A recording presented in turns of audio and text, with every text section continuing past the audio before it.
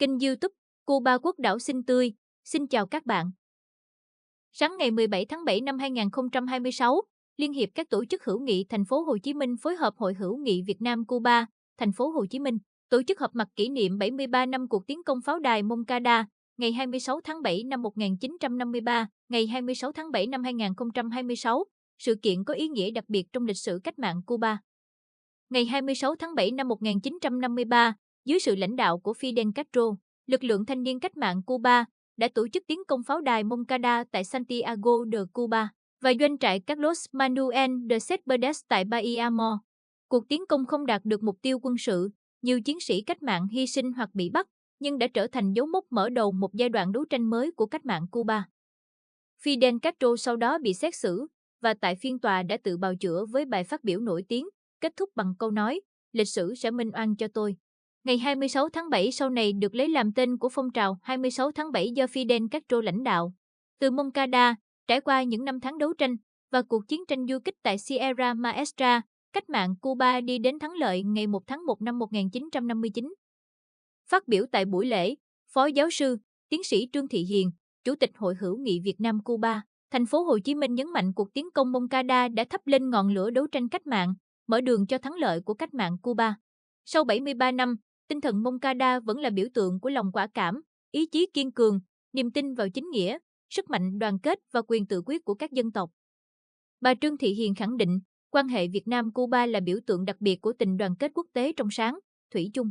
Nhân dân Việt Nam luôn ghi nhớ sự ủng hộ quý báu của Cuba trong cuộc đấu tranh giành độc lập, thống nhất đất nước, đặc biệt là chuyến thăm vùng giải phóng Quảng Trị của lãnh tụ Fidel Castro năm 1973. Cùng câu nói đã trở thành biểu tượng của tình đoàn kết giữa hai dân tộc, vì Việt Nam, Cuba sẵn sàng hiến dâng cả máu của mình.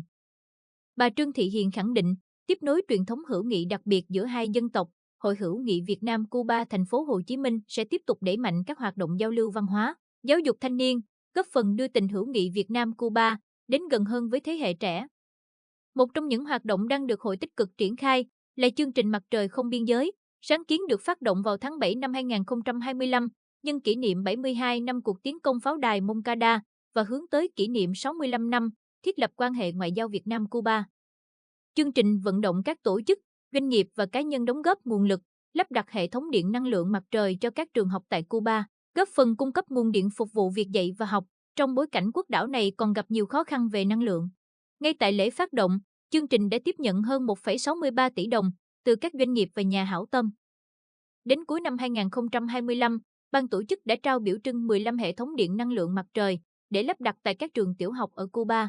Đến tháng 5 năm 2026, chương trình đã vận động được hơn 2 tỷ đồng và dự kiến trong năm 2026 sẽ lắp đặt hệ thống điện năng lượng mặt trời tại 20 trường học ở Cuba.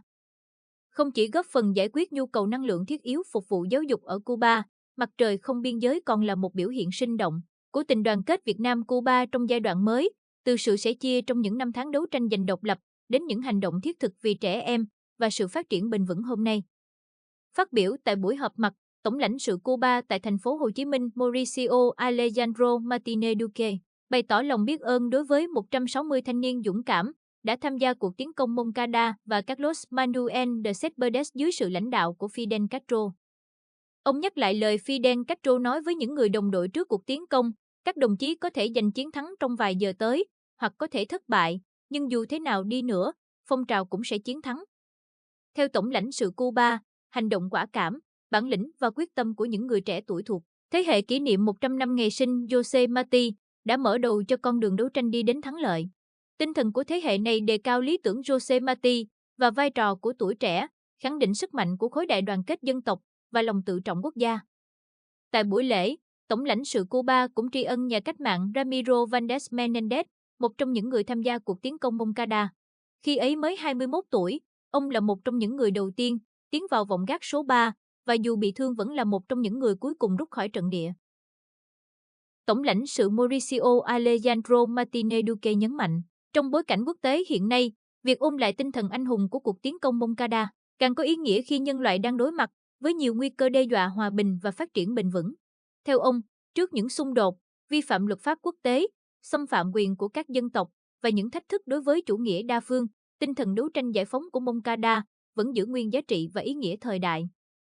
Ông khẳng định Cuba, với tinh thần kiên cường và bất khuất được hun đúc qua các thế hệ, sẽ tiếp tục vượt qua khó khăn, thử thách, bảo vệ hòa bình thế giới, tinh thần đoàn kết và chủ nghĩa quốc tế, đồng thời kiên định với con đường phát triển mà đất nước đã lựa chọn.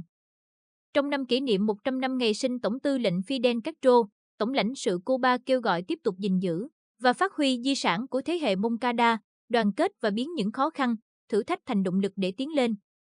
Kết thúc bài phát biểu, ông một lần nữa khẳng định tình đoàn kết đặc biệt giữa hai dân tộc Việt Nam-Cuba, tình anh em đời đời bền vững.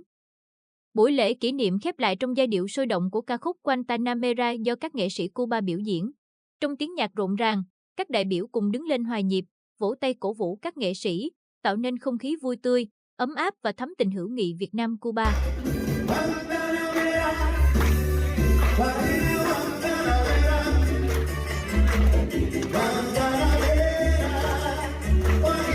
Kênh có sử dụng hình ảnh tư liệu của Liên hiệp các tổ chức hữu nghị thành phố Hồ Chí Minh và nhà báo Thụy Vũ báo Sài Gòn Giải phóng. Cảm ơn quý cơ quan và nhà báo đã giúp chúng tôi thực hiện video này. Kênh YouTube Cuba Quốc đảo xinh tươi, Hội hữu nghị Việt Nam Cuba, thành phố Hồ Chí Minh. Cảm ơn các bạn đã xem video. Nếu thấy hữu ích, hãy bấm nút like và đăng ký kênh để theo dõi các video tiếp theo. Xin chào và hẹn gặp lại.